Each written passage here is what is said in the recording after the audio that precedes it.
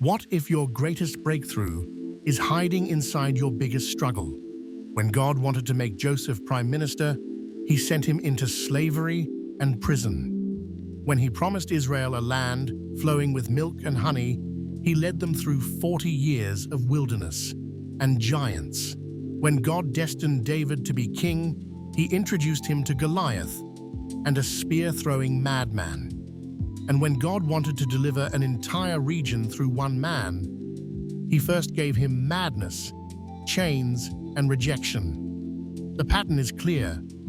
Every great testimony is preceded by many troubles.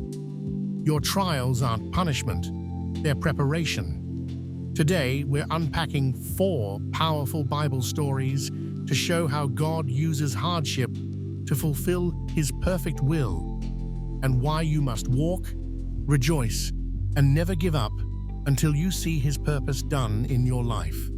If you're in the middle of a storm, this message is for you. Let's start with Joseph in Genesis 37-50. Sold into slavery by his brothers, falsely accused, and forgotten in prison, Joseph could have given up, but Genesis 50:20 reveals the truth.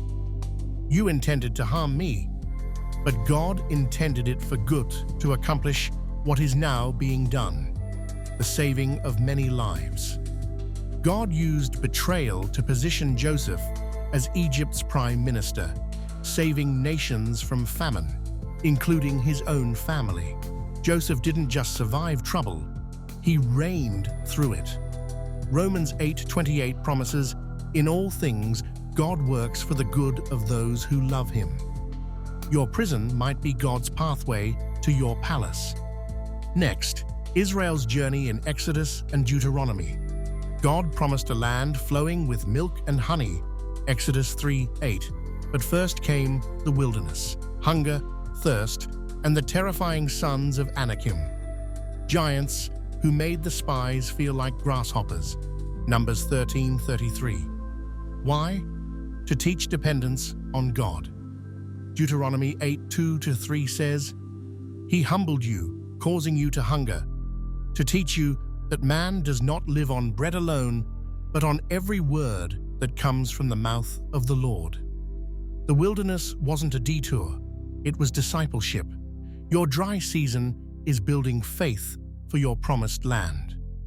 Then there's David. Anointed king as a teen in 1 Samuel 16, David's first assignment? Facing Goliath, a 9-foot warrior mocking God's army. Then came years on the run from Saul, a king gone mad with jealousy, trying to pin David to the wall with a spear. But 1 Samuel 17:47 declares David's confidence. The battle is the Lord's. Goliath was David's training ground. Saul's hatred was his character forge. Psalm 23:4 says, "Even though I walk through the valley of the shadow of death, I will fear no evil, for you are with me." David's troubles made him a king after God's own heart. Finally, the Gadarene demoniac in Mark 5:1-20. Living among tombs, chained, screaming, and cutting himself, this man was rejected by society, bound by demons. But when Jesus stepped ashore, everything changed. One command, "Come out of him," and the man was clothed in his right mind, sitting at Jesus' feet. Jesus then sent him home to proclaim what God had done. Mark 5:19 says, "He went away and began to tell how much the Lord had done for him." His madness became his ministry. His chains became his testimony. God used the lowest point to launch the greatest witness in the region. See the pattern? Slavery before leadership, wilderness before inheritance, giants before glory, madness before mission.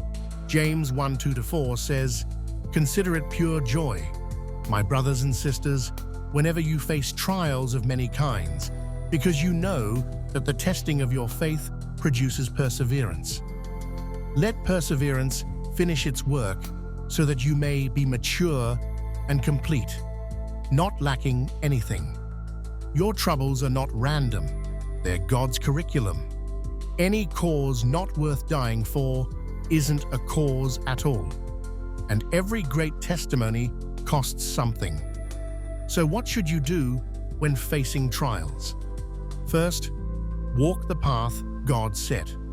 Proverbs 3:5-6 says, "Trust in the Lord with all your heart, and lean not on your own understanding.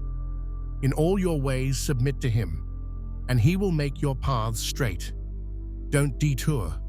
Second, rejoice. 1 Thessalonians 5:16-18 says, "Rejoice always, pray continually, give thanks in all circumstances." Joy isn't denial, it's defiance against despair. Third, never give up. Galatians 6:9 promises, "Let us not become weary in doing good, for at the proper time we will reap a harvest if we do not give up." Your Goliath isn't your end, it's your elevation. Your prison isn't your punishment, it's your preparation. Your wilderness isn't your grave, it's your graduation. The madman didn't stay in the tombs, he became a preacher. Joseph didn't stay in the pit, he ruled the empire.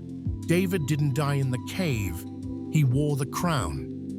Israel didn't perish in the desert, they inherited the land. And you? Your trouble is temporary, but God's will is eternal. So walk, rejoice, hold on. Philippians 1:6 declares, "He who began a good work in you will carry it on to completion until the day of Christ Jesus."